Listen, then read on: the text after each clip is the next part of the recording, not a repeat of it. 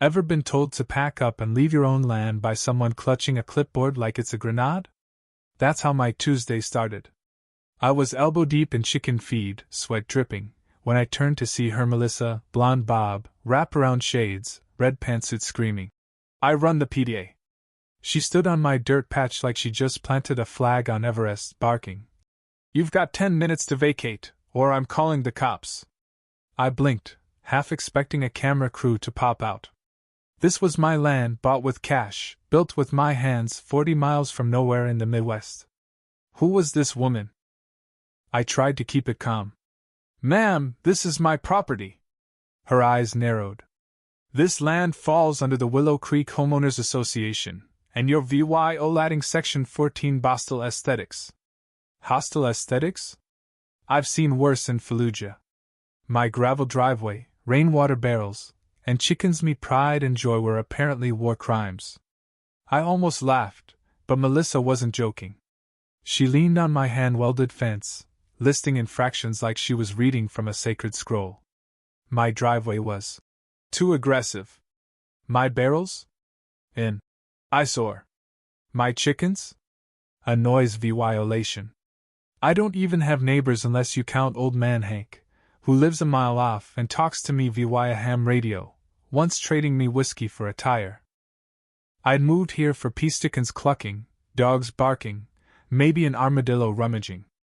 After years in the CRVYC, I built this off-grid haven to escape nonsense. Yet here was Melissa, claiming my land tanked property values for a community that didn't exist. There's no HOA here. I checked before buying.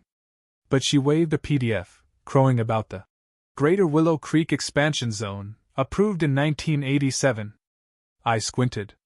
"Ma'am, that's got a Chuck E. Cheese watermark." She didn't flinch.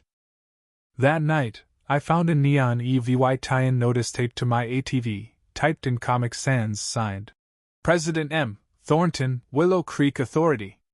I cracked open Hank's whiskey, patrolled my land in camo, and let my rooster, Rufus, scream at a stump.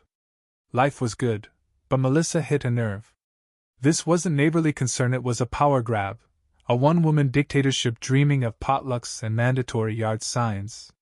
By morning, she was back with 2 sidekicks in blue windbreakers, all with clipboards, debating if my rusted goat statuaries was unauthorized livestock. I yelled, "That's fiberglass." They didn't care. Enough was enough. I dug out my old sat phone, hidden under floorboards, and called my crew guys I hadn't rallied since Kabul. Tank, Viper, Doc, and Shade. Brothers, not just buddies. We had a code: if it's weird, bring the weirdos. I rang Viper first. "You kill anyone yet?" He laughed. I told him about Melissa. He cackled. "A fake HOA? You always find the crazies." He'd be here in 2 days. Tank was already packing. Doc and Shade didn't need wine sing. By dusk, Melissa posted my land on a Willow Creek Watchdog Facebook group, captioning it, "Potential Militia Hideout. Stay tuned." It got 400 shares. Strangers drove by, snapping photos. One tossed a Monster Energy can, yelling, "Viva la Revolution!" The crew rolled in at noon, motored up like a SWAT team. Tank's F-350 led, a beast with mudcake tires and a flag decal. Viper's black SUV screamed spy flick. Doc and Shade pulled up in a van with fake satellite dishes for flair. Melissa, camped across the road in a lawn chair with binoculars, froze as my boys stepped out, boots, camo, earpieces, MOVYing like they could field strip a rifle blindfolded. Tank lit a cigar. Viper popped his trunk, unloading communications gear. Doc carried a medkit and, inexplicably, a rubber duck. Shade held a drone controller, staring at Melissa until she tripped over her chair. I gave the brief: fake HOA, possible scammer, threat to my land. They didn't blink. This was PSYOPs with Chilean stars. Viper asked, "Subtle or full court press?" I glanced at Melissa, fake scrolling her phone. "Subtle but terrifying."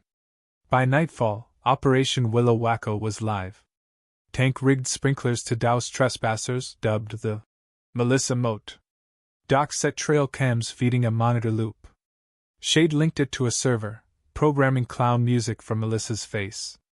Viper, our PSYOPs king, forged absurd bylaws. Wind chimes must be in D minor. No one named Melissa can enforce decorum. Printed on fake letterhead from the Department of Aesthetic Control. He slipped one into her mailbox, marked Urgent Compliance Re-VYEW. Next morning, drone feeds caught her puzzling over D minor, like it was a cipher. Viper wasn't done. He posted flyers for a Willow Creek reform meeting at the park. Melissa arrived early, clutching a binder.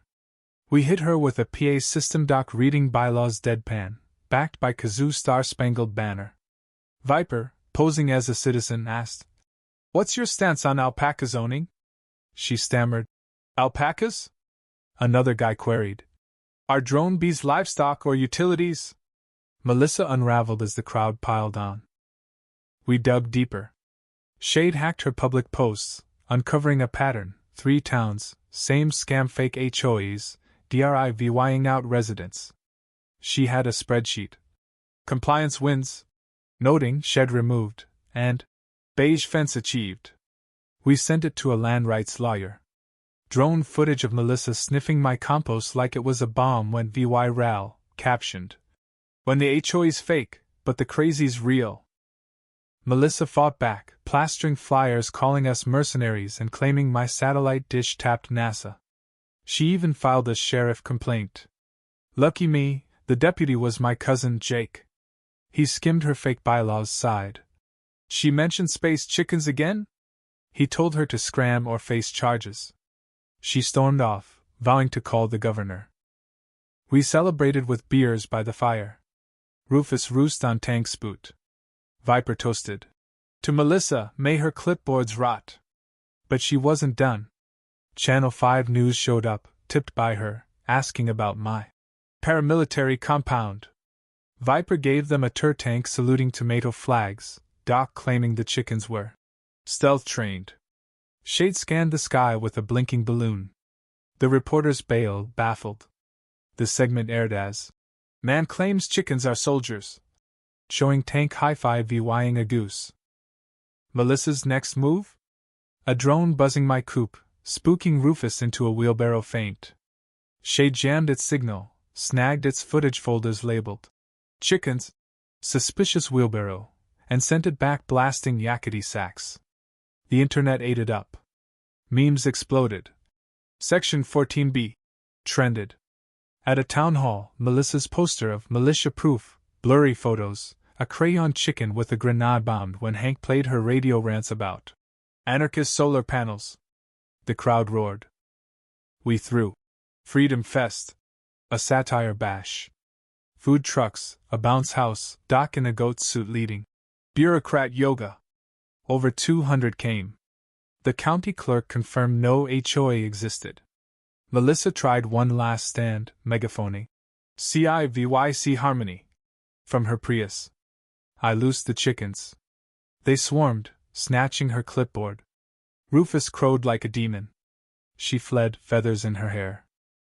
Days later, she sued for poultry-induced trauma and defamation. Our lawyer laughed it off. The case tanked. The county charged her with fraud and trespassing. She got fines, community service, and a property law class. I'd have paid to see her squirm. The crew lingered, planting crops, building a no Melissa's chicken shed. A film crew pitched a reenactment. I demanded a trailer for Rufus. They thought I was kidding. I wasn't. But Shade pulled me aside, showing drone feed, Melissa in a diner, passing a folder to a suit. Phase 2. It read. This wasn't over. Not by a long shot.